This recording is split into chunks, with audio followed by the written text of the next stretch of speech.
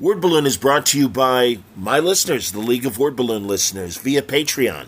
Patreon.com/Word Balloon. You know, Word Balloon is like an audio magazine when you come right down to it in terms of the types of interviews that I do. I hope you enjoy it. I hope it enriches your love of comic books and pop culture in general with the various subjects I hit and the guests that I have. Is Word Balloon worth $1 a month to you? Is it worth the price of a comic book a month to you? If you think it is, I would love your support. Patreon.com/Word Balloon. Word Balloon is free. It'll always be free.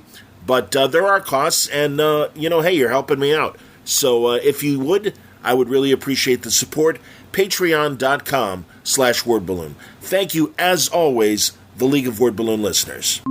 Hi, everybody. Welcome back. It's Word Balloon, the comic book conversation show. John Suntress here. It's also a bit of a Trek watch because, it was Star Trek Day on Thursday, and I'm still jazzed with the announcements we got. Mid-February, we'll see the return of Star Trek Picard Season 3. Sounds like the back end of Prodigy's first season will be coming our way at the end of October. We're in the midst of Lower Decks. And recently I had the pleasure of being on the Serious Star Trek podcast, a great YouTube show.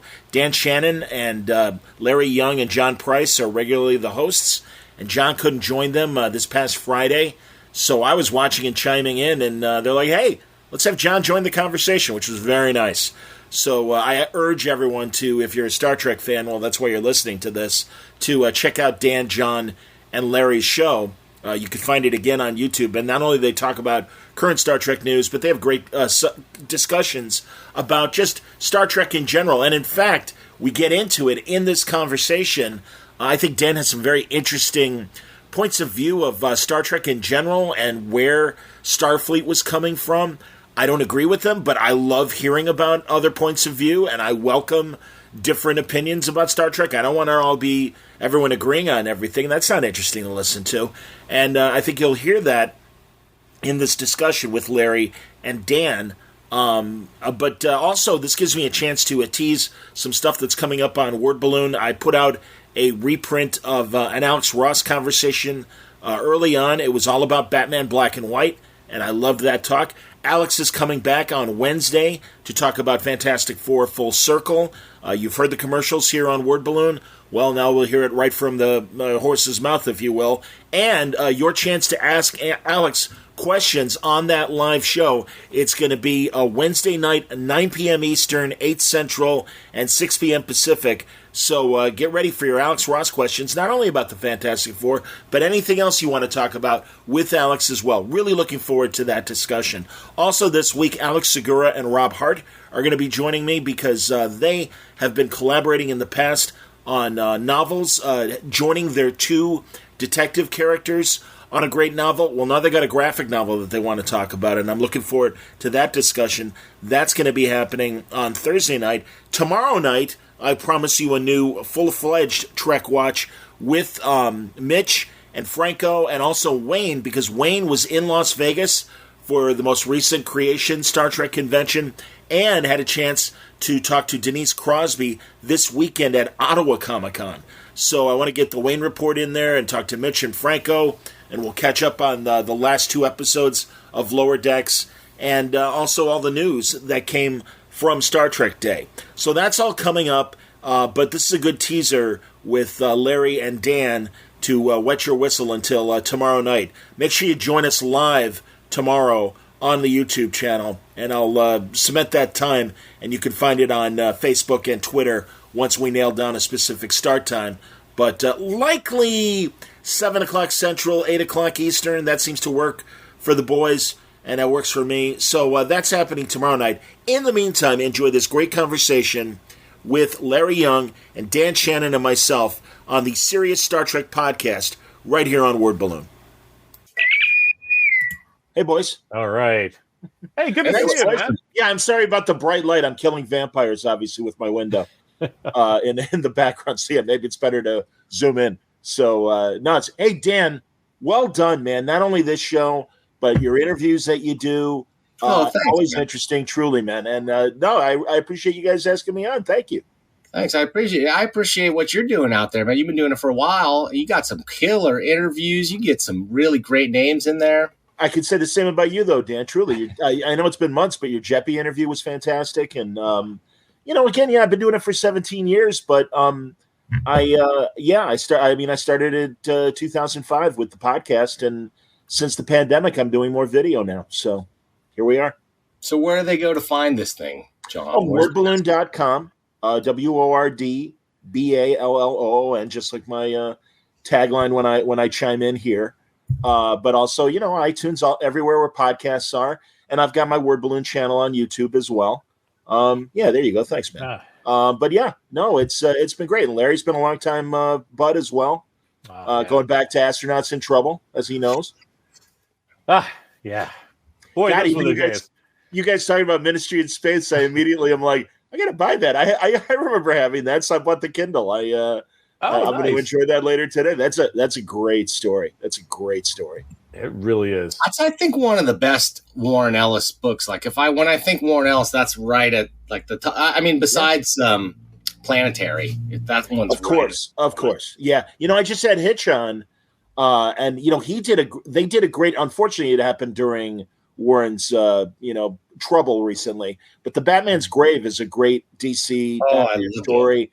And Brian drew the shit out of it, and I love Brian. Hitch has become a good friend in the last couple of years. He's a great guy.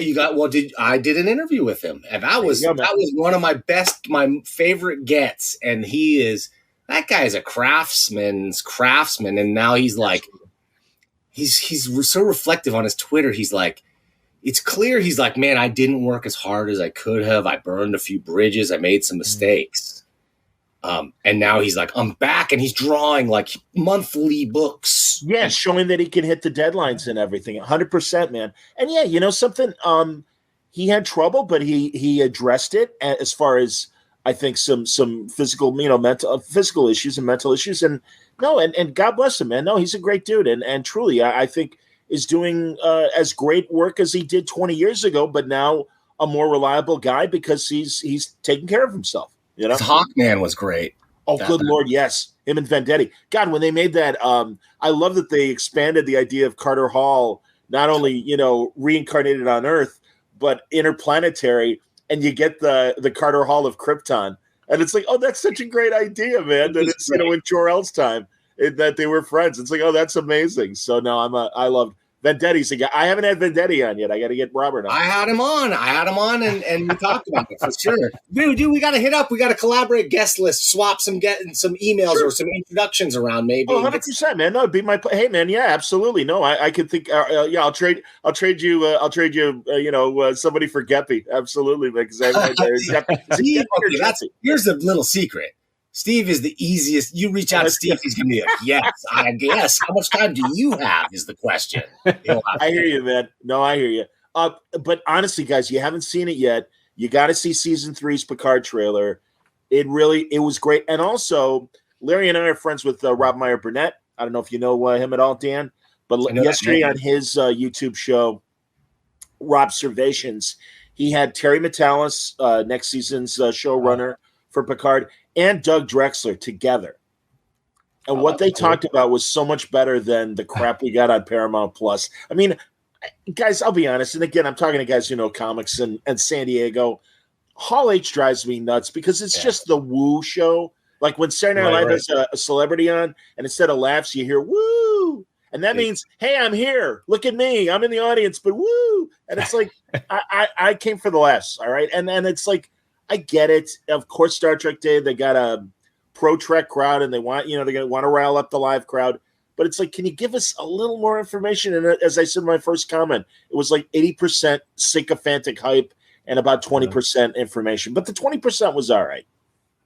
The one thing I did hear is the huge controversy about which Titan is that. Like, it looks like 7 of 9 is captain, and everybody's like, what happened to Riker? Like, that's canon because of Lower Decks. Sorry, John. I know that.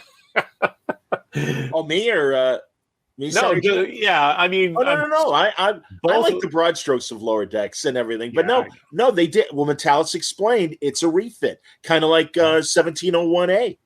But it seems so normal. Like, we've seen this happen before in Star Trek.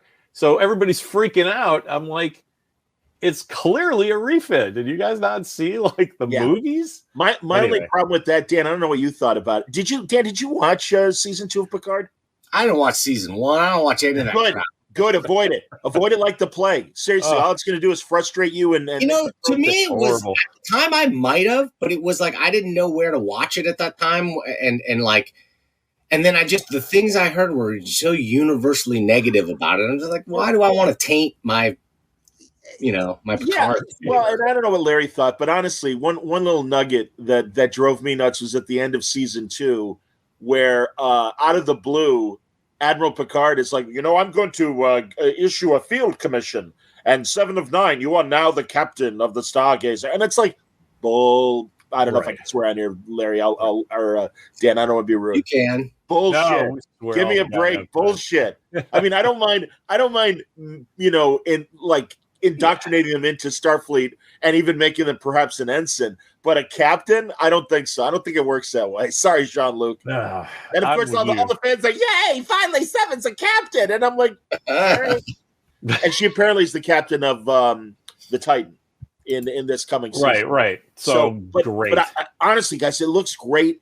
And I know Gates McFadden is beside herself, and you can see it in the teaser. I won't spoil it. You guys see it for yourselves. But for being only like a 1-minute teaser, it looks pretty damn good. All the ships and the space stations, yeah. And again, I would really urge you to watch the Metalis interview with Rob Burnett, because he stayed spoiler free, but gave a lot of information about season 3.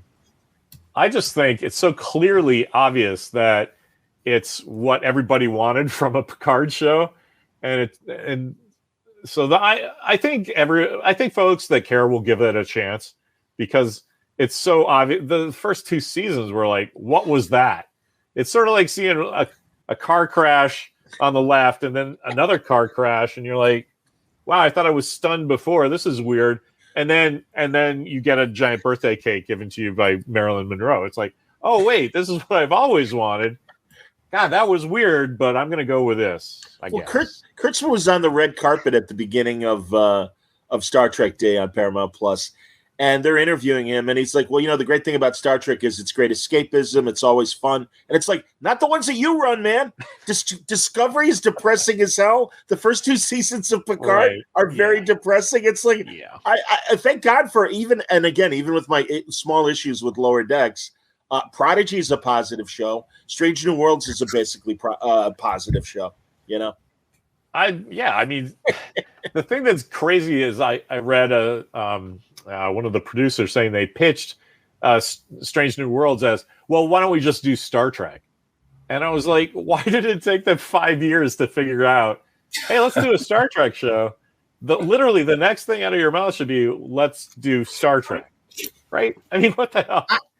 I think it was that, like, Next Generation, when it came along, that's what they did, right? They're like, we haven't seen Star Trek in so long. Now Next Generation. And then everything out of that was like, iterate. How can we not just be Star Trek anymore? And then they got so far away from it that they're like, oh yeah, Star Trek. Let's try that again. And like, that's revolutionary. Yeah. Again, Kurtzman's explanation was that Star Trek is malleable enough that, and I agree with Chris's comment. I'm not a big Kurtzman fan. He's a hero. He's like, there's a kind of Star Trek for everybody now, and it's like, well, I always thought there was in just basic Star Trek. The funny thing, Dan, as you say, they really Berman and Braga with Enterprise really wanted to deviate from the Next Generation framework. And it was the network that's like, no, because they're like, we want to spend the first year on Earth building the Enterprise and explaining the space politics of that era. And they're like, no, they better be in space by the end of the pilot. And it's like, all right, you guys are paying the checks. All right, we'll do what you want. You could totally do that show now, though. As you're talking, I'm like, oh my God, like, that's a great streaming thing that you just do West Wing and Star Trek, right? Don't you want a Starfleet medical show? Don't you want obviously they keep teasing no mention of it at Star Trek Day, but supposedly Starfleet Academy is in development. And I was like, after DS9, especially with O'Brien going back to the academy. It's like, that is a great umbrella anthology idea. Throw in every former They've been talking about that forever. Teacher. Yeah. Well, I don't understand why they don't do it. I don't get it. Can I tell you why that should never happen? Please. It's just the whole concept of Starfleet Academy is these are the guys that aren't Captain Kirk yet, right? It's like, well, who cares about the classroom? And I always tell people, this is like following Taylor and Landon and Stewart and Dodge before, like, through their NASA training or ANZA training. Well, I who think cares? You know? I think that's a little. I appreciate that. We want the apes. I think it's a little different. I hear. Yeah, but again, you're right about that with Taylor, Landon, and Dodge. But I would say, because this is my complaint about Paul Wesley, who plays Captain Kirk now in Strange New Worlds. I feel bad for the actor because I think he was horribly miscast. And my old Hollywood analogy is Henry Fonda as young Mr. Lincoln. It's pre-presidency, but as soon as he walks in, that's Abe Lincoln. And I feel that even Cadet and Ensign Kirk, when he entered the room, it's like, okay, let's all watch this guy because he's going places. And I would also say that who replaces the Captain Kirk role in Starfleet Academy are these like former people. I mean, Kira or Worf or Troy or anybody. I just think they are the experienced hand that are showing the cadets. All right, That's how you see that show, that they'd follow the professors? Yeah. Because then, oh man, I don't think it's a bunch of away missions. God, remember that great... Oh, okay, I see. Remember that great... They're sending children to their doom. But no, you guys remember on Deep Space Nine, Red Squad, and that great episode where Jake and Nog are rescued by this rogue Red Squad ship that's out there fighting the Dominion on their own because their superior got killed in action. And they're like, hey, we're following the mission, man. It's a great episode. And obviously it ends kind of Lord of the Flies-like in terms of the kids are in over their heads, but not as extreme as that would have been a much better episode if it had a Lord of the Flies ending, frankly. I just never got the idea of what the story would be for a Starfleet Academy show. It was like, I thought it was kind of like, are we doing Paper Chase? Where I like that idea. I love Paper Chase. But then I'm like, whose story is it? Is it the teachers that are all has-beens to come back and pass on their wisdom? Or is it the story of the students that were like next year's Batman and Superman or whatever, I don't know. Everybody says it's in development and nobody has even a log line telling us what it's about. I wish they'd let me in the writer's room, man. I'd help them out in a heartbeat. I was just thinking you'd turn me around just in this conversation. I was like, no, they should never do that. I'm like, oh, okay, I get it. Thanks, John. But honestly, like, as I don't know, Dan, Paper Chase, yay or nay? I think he's frozen. Dan's frozen. I thought he was contemplating. The carbonate is still on. Either that he got bored with me talking and he froze himself. All right, I'm going to leave. I'm going to grab a stick. You let these two guys, stupid guys ramble. I love Paper Chase. And I loved when occasionally it was about Kingsfield or one of the other teachers or whatever. So like I said, you turned me around, man. I see how it could work now. You just need to twist a little bit and then it makes sense, Larry. You know that. This episode of Word Balloon is brought to you by AlexRossArt.com. Alex has a brand new graphic novel coming out from Marvel and Abrams Books, Fantastic Four Full Circle. It comes out September 6th. It's a rainy night in Manhattan, and not a creature is stirring except for the Thing, Ben Grimm. When an intruder suddenly appears inside the Baxter Building, the Fantastic Four find themselves surrounded by a swarm of invading parasites. These carrion creatures, composed of negative energy, come to Earth using a human host as a delivery system. But for what purpose? And who is behind this untimely invasion? The Fantastic Four have no choice but to journey to the Negative Zone, an alien universe comprised entirely of antimatter, risking not just their own lives, but the fate of the cosmos. Fantastic Four Full Circle is the first long-form work written and illustrated by acclaimed artist Alex Ross, who revisits a classic Lee Kirby story from the 60s and introduces the storyline for a new generation of readers. Bold, vivid colors, his trademark visual storytelling, Ross takes Marvel's first team of superheroes to places only he can illustrate. The book also features a special poster jacket with the front flap unfolding to reveal an all-new fully painted origin story of the Fantastic Four. Again, Fantastic Four, Full Circle, out September 6th. For more details, go to alexrossart.com. You know, I've told you before in comment there. Oh, he's coming back. There he is. I kind of like both versions. Subspace interference is getting heavy, so Wait, Dan, Queen's level 3. Did you like Paper Chase Dan back in the day or no? One was, I think, a little before my time. So all right. Yeah, that's cool. I mean, I'm 57. What I want to see from Star Trek, like I've talked about on the show a lot, is I really want to see more exploration of the dilithium-based economy. That is, I heard you say that, Dan, a couple of weeks ago. Yes, that is like the whole universe is based on that. I love your theory, and I can appreciate that point of view. That's the only reason why we're going on these exploratory missions. We need fuel. How you doing? Yeah, that's great. How about your dilithium, please? I don't think that was the case in every one, but I love that was your perception of it. Well, and they dress it up with some high-minded language and some, non-interference, and we're here for this and that. But really, you got the stuff. You got the energy source that powers interstellar travel. So they didn't again, maybe because of my age, they didn't strike you as like Interplanetary Peace Corps, because that's the vibe I got. Dude, I am so. This Peace Corps is just like a front of the CIA, as far as I'm concerned. So it's like I don't trust any of that stuff. And Larry, you got to publish Dan's idea. I love it. That's a great graphic novel idea. That Peace Corps and Sergeant Shriver are just in a CIA front. That is fantastic. Like a military organization that has such a progressive. It's just Star Trek reminds me of those new CIA ads where they're like, "Oh, I'm a cisgender millennial with imposter syndrome." Like they're pandering to somebody, and underneath it all, if you don't have dilithium, the subtext is you're just not even worth seeking out. Like we'll wait. Don't go on the dilithium. We're out of here. Rev the engine, Scotty. I love that you brought this up again, Dan. I do too. This is fantastic. I kind of don't agree with this. I know you do, but I love it. Please, Dan, please go on. It's all right. It's all right. My objections are a matter of record.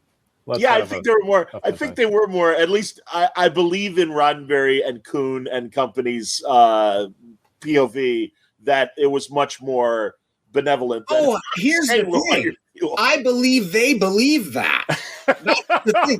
And I believe they felt that way about the U.S. Navy. And they felt that way about all American projection power. And so it's from that lens that I say all this stuff that, I don't know. I really feel I want that explored as much as I want the fashion czar, the haberdashery master of Starfleet to be explored too. Those two facets, combine those into one show, and you've got gold. That's when you bring Garrick back in as Andrew Robinson's character, because he was all. No, what I love is when he would be like, actually, I really do enjoy being a tailor. Dan, I'm trying to think of a title for that. That's great. Something oil-based, right, but also fashion-based. Yeah, or energy, oh, goddamn. I hated on Discovery when they had the supposedly in the future, the guy screamed and all of a sudden all the dilithium went inert, like Kryptonite did in with Superman back in the early 70s. And I'm just like, bullshit. Oh my God. You people are bereft of ideas. Your idea is much better. I would love to have seen dilithium become this kind of precious thing that, and I guess that to a degree they do that with the Orions and Discovery in season 3, but they're dunces, Dan. I mean, it's there are more bad writers of current Star Trek than good writers, and it is so frustrating for all of us who literally have been watching this show. I mean, I've been watching it for 50 years. I mean, I remember watching. I have a vague memory of being 4 years old and my parents watching it in 1969. Ah, that's cool. So, I mean, it's just vague, but I knew because when I was more aware and stuff when they started running the reruns, I was right there. Attaboy. Well said, Chris. Kryptonite Nevermore. Well done. Kryptonite Nevermore. Yeah, that's a great one for sure. Absolutely, man. Fun idea. The other part, and I've talked about this before too, that I want to see in Star Trek is more like the people that they don't like. Like I want to see them squabbling more. Like who's the guy, Mr. Kim? Or no, you're Mr. Kyle. You're Agonizer, Mr. Kyle. The new Mr. Kyle. Like everyone's like, he's a jerk. Like I just feel like that would be happening at every level of Star Trek because that's all your social status is completely 100% based on like your military ranking and your assignment ship and sure. Well, that's antithetical to Roddenberry, who was all about by the 23rd century, Earth has figured out its problems, and thankfully, you had people again. You had Ira Bear and Mike Pillar, guys like that coming in and going, yeah, but you need conflict for story. So instead of everyone just being prim and proper and happy with each other, let's find some antagonism, and that's why DS9 is my favorite show because you did see more of that. It's more real. I mean, once we get rid of scarcity, like we'll invent scarcity. We invent like that's what NFTs are, right? And like that's what like if there's no social rank in the future, they got one to plug into if you're that type of person, and there's a lot. Right. Absolutely. No, I agree with you, man. No, and it's and that's the thing. It's and also and again, forgive me, guys. New Trek. Oh, we're so inclusive. We're so inclusive. It's like so is Roddenberry. That's square one. Square two is beyond showing up and having a non-binary transgender relationship. What else can you tell us about those characters? Let's get back. We'll get back to you in a couple seasons on that. And it's like, I mean, God, the woman, the person, non-binary, Adira, who is now a human that has a Trill symbiote in them, but has no connection to the past lives. It's like, well, that's what made the Trill interesting. So you kind of cut that character's legs out from under them by creating this problem as opposed to your usual Trill. And again, guys, I'm so glad you brought up Hemmer. What a waste of a great character. I was so psyched to enjoy him in the same way that I love Odo on Deep Space Nine. And, and actually, I as I said in my comments earlier, I'm excited that Carol Kane is going to be on. But why isn't the chief engineer a main character? Given that you're a ship in space, and wouldn't mechanical problems be part of the stories? And, I mean, I guess Scotty wasn't in every episode. And Hemmer made sense. Hemmer made sense because he's like the black guy in the cop movie, right? The blue dude in the sci-fi movie is always going to get it. Like, we should have realized that. I should have. I guess. Yeah. I don't know, man. But And that's the other thing is, I guess Bruce Horak is coming back next season as a different character. I almost wonder, much like Robot Girl on Discovery, if the makeup was too uncomfortable and they're like, I'd like to stay, but do I have to be made up? And maybe poor Bruce Horak being legally blind, maybe the prosthetics are kind of vision debilitating in some way. I have no idea. I don't know. I just think anytime you drop somebody off a cliff, they're coming back. They can come back. That's hilarious. That's hilarious. Like Bucky. Exactly. Like Bucky. Anytime. Woo. He was Sherlock Holmes. We said this, the Reichenbach Falls. That was his moment. And so he'll come back. For sure. Speaking of Holmes, and I love Holmes, I haven't read Nicholas Meyer's latest Holmes books that he's written. I think he's written 2 new ones in the last couple of years. But also, Audible has an audio drama of Moriarty, and Phil LaMarr is Sherlock Holmes, and I love it because Phil is such a great voice actor, and I actually saw him at Terrificon in Connecticut last month, and I'm such a fan. And he's been on the show, and it was so great. Dan, you'll appreciate this because God only knows what guests think and if they listen or whatever. And I reintroduced myself to Phil, and it was a video thing.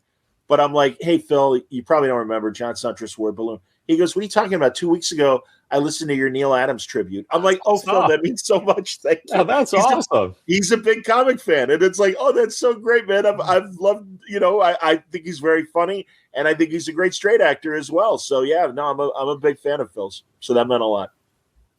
Yeah, the real guys, the real comics people are watching that stuff too. I always get unexpected people telling me that.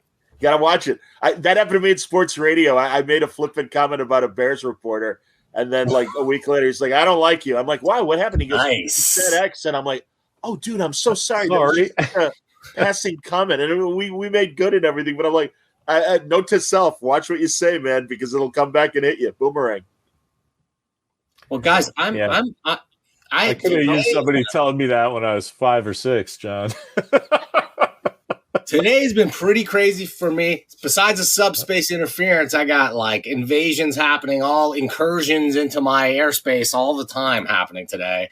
I have so much to do, but somehow the stars aligned, Larry. I didn't think it was going to happen today. It all worked out. It's great. You know what? I don't know. I forget that famous quote, but it applies.